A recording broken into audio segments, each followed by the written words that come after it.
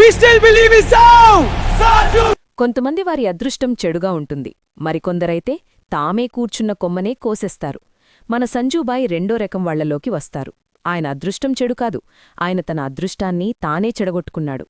లేకపోతే world కప్కు select అయ్యారు. న్యూజిలాండ్పై 5 T20 మ్యాచ్ల సిరీస్లో ఆడే అవకాశం వచ్చింది.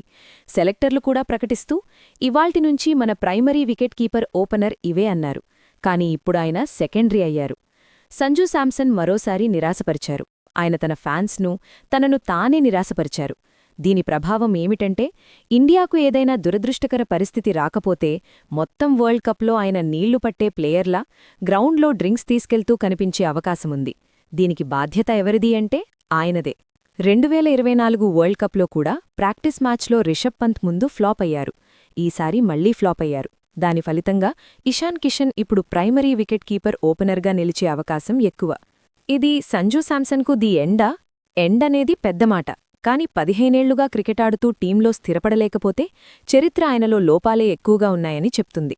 అవకాశం వచ్చినప్పుడు దాన్ని ఉపయోగించుకోవాలి. ఇషాన్ కిషన్ అనేకసార్లు చేశాడు. ఈ మ్యాచ్లో ఆడిన ఇన్నింగ్స్ తర్వాత ఆయన్ను తీసేయడం కష్టం. సంజూకి 5 మ్యాచ్లిచ్చారు. ఇషాన్కు అంత అవకాశాలు రాలేదు. ఆయన బ్యాకప్ మాత్రమే. కాని ఇప్పుడు ప్రైమరీ అయ్యాడు. చెయ్యాల్సినవాడు చేస్తాడు, ఏడవాల్సినవాడు ఏడుస్తాడు. నిజాయితీగా చెప్పాలంటే ఇప్పుడు సంజూ మీద సింపతి కూడా లేదు. ఇండియన్ క్రికెట్ ఫ్యాన్గా చూస్తే ఇషాన్ కిషన్ ప్లేయింగ్ 11లో ఉండటానికి పూర్తిగా అర్హుడు.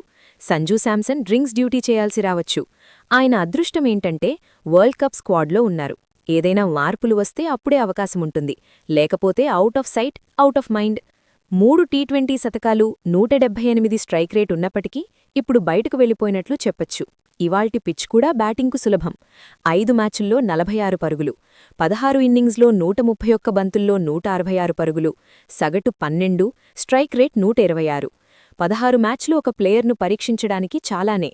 ఒక్క అర్ధశతకం మాత్రమే, అది కూడా ఒమాన్పై. ఇన్ని అవకాశాల తర్వాత కూడా ప్రూవ్ చేయలేకపోతే టీంలో ఉండటానికి అర్హత లేదనే భావన వస్తుంది. శ్రేయస్ అయ్యర్, జైస్వాల్, రుతురాజ్ లాంటి ప్లేయర్లు బయట కూర్చున్నారు.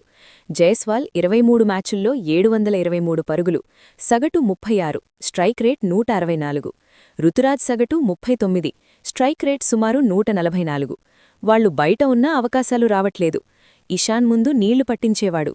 ఇప్పుడు మీరు ఇషాన్కి నీళ్లు పట్టించే స్థితి. నిజమైన సంజూ ఫ్యాన్ అయినా ఈ ఫామ్లో ఆయన వరల్డ్ కప్ ఆడకూడదనిపిస్తోంది. ఇషాన్ ఈ ఫామ్లో ఉంటే టీంకు వరల్డ్ కప్ గెలిపించగలడు. ఇప్పుడున్న సంజూ అడ్వాంటేజ్ ఒక్కటే, ఇండియాకు opening wicket keeper batter options తక్కువ. కేఎల్ రాహుల్ ఉన్నా కొంచెం స్లో.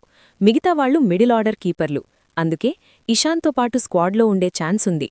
లేకపోతే చాలా కష్టం. ఏదైనా అసాధారణం చేస్తే తప్ప పరిస్థితి మారదు. మొత్తానికి చాలా నిరాశ కలిగించే పరిస్థితి. వీడియో నచ్చితే ఒక లైక్ చేయండి. ఇలాంటి మరిన్ని అప్డేట్స్ కోసం మన ఛానల్ని సబ్స్క్రైబ్ చేసుకోండి. Like, share and subscribe to the channel. If you're a cricket fan, hit that like button now. Share this with your friends and subscribe for more updates.